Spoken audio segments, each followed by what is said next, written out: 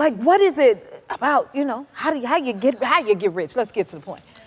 When I think about how most people talk about money, they come on, they go, you can't buy lattes, you can't buy jeans, you can't do anything with your money until you're 95 years old.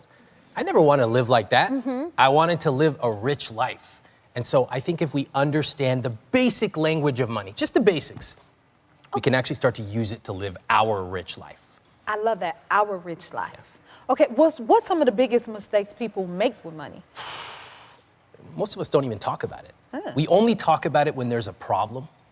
In fact, this is crazy. I talk to people on my podcast. 50% of them, 50% do not even know how much their annual income is. 50.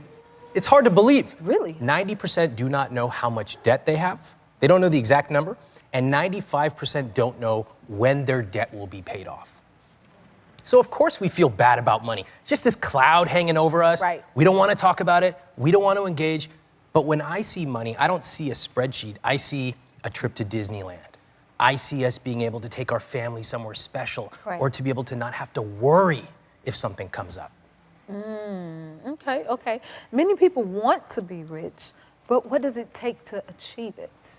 Well, we got to start talking about it. We got to start changing the way that we behave with our money, and that changes the way we feel about our money. Like, how do you feel when I say the word money or personal finance? I don't know, I get a little nervous. Because it is kind of a stressful subject, I guess, We think that you have to be some Harvard graduate, right, to be able to understand money.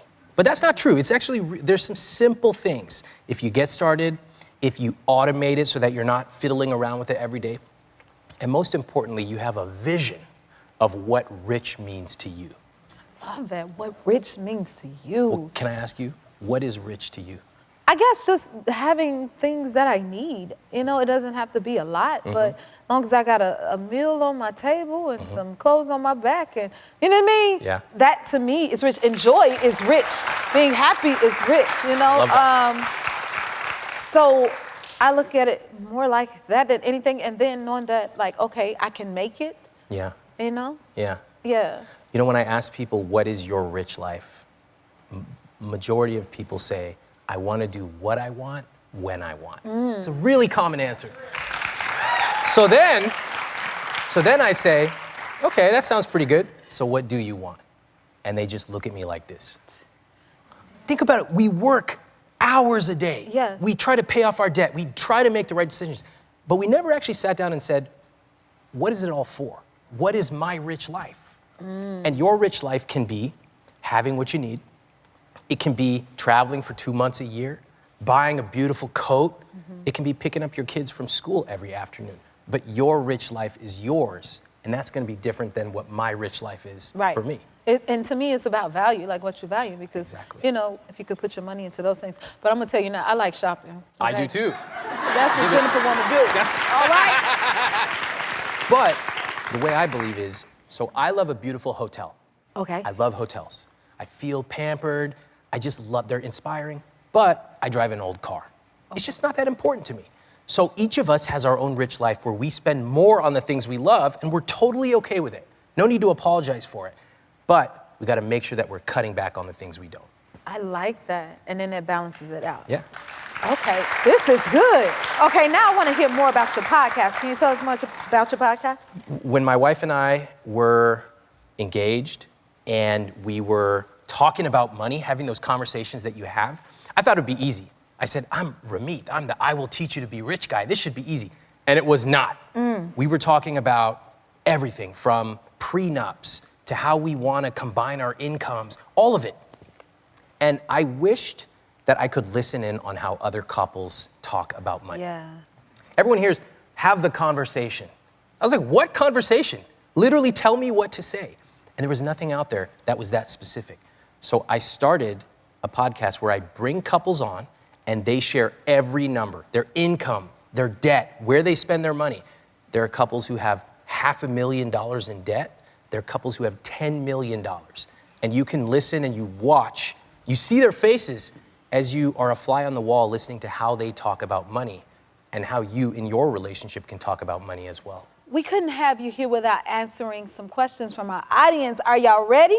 Let's do it. Where is Iffy? How are you? I'm good. How are you? All right. What's your question? I've been struggling for saving money, and I would like to have some tips on how to save money. Okay. My suggestion is pick a number that feels comfortable that you can save every month. Start on a monthly basis and make it automatic. So every month, before you ever touch your money, that money is automatically transferred from your checking account to your savings account. And it could be 50 bucks. You could start at 50 bucks. It could be 500 bucks, whatever number is comfortable for you. But after 2 or 3 months, you're gonna look at that number and you're gonna realize, oh my gosh, I didn't even miss the money because it was automatically transferred. That's what I would suggest to get started. Thank you so much. Thank you. I got a question. Is it okay, like, so I like to, when I get my little monies, can I give myself a little pinch out of that? Yeah. Is that okay? Yes. And is that another form of saving at all? It is. In fact, I'll give you 4 percentages that everybody can use. These are the 4 main numbers you need to know in all of your finances. The first is your fixed costs. That is 50 to 60% of your take-home pay. That's how much you should contribute there. That would be your rent or mortgage. That would be car payment, debt payment, groceries. The stuff that's fixed, that's 50 to 60% of your take-home. That's what I would recommend. Next is your savings, 5 to 10%. Then investments, 5 to 10%. Of course, I'd like to see more because that's where the real wealth is created. And then the 4th and final category, my favorite one of all, guilt-free spending. That would be That's what I want. a beautiful blazer. Okay. That would be a trip. That would be a round of drinks with your friends. Whatever you love, 20 to 35% of take-home pay.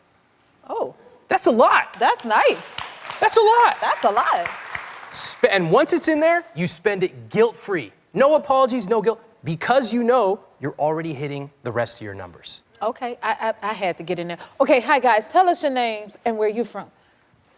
Hi, I'm Adesola, and this is Darian. We're from down in Southern California in Beaumont, and we've been married the last 7 years. We have 4 beautiful children. Thank you.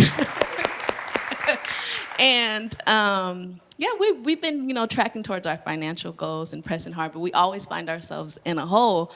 He likes to spend, I like to save, okay. And I guess our question is just advice on how we can keep moving towards our goals of financial freedom. Yeah. Right now, today, do you feel in control of your money? Not yet. How did I know you was gonna say that? Okay, tell me this. What would it feel like if you were in control? It definitely would feel like freedom, and I think the most important thing for me is our time. And so if I was in control of my money, I think I would have a little bit more of that. Yeah, okay. This is really common. So here's what I suggest. We're in the new year. You have this fresh opportunity to sit down and map out your entire year. In March is our anniversary, so we're gonna do a special dinner. In December, we're gonna take a holiday trip. Write it all down, and that way you can go on offense with your money instead of how most of us play, which is defense. Start there. Thank you so much, and thank you for having us. Thank you. If you like this video, smash that like button and subscribe to the Jennifer Hudson Show YouTube channel. Check your local listings or visit jenniferhudsonshow.com to see when you can watch full episodes in your area. And don't forget to sign up for the newsletter.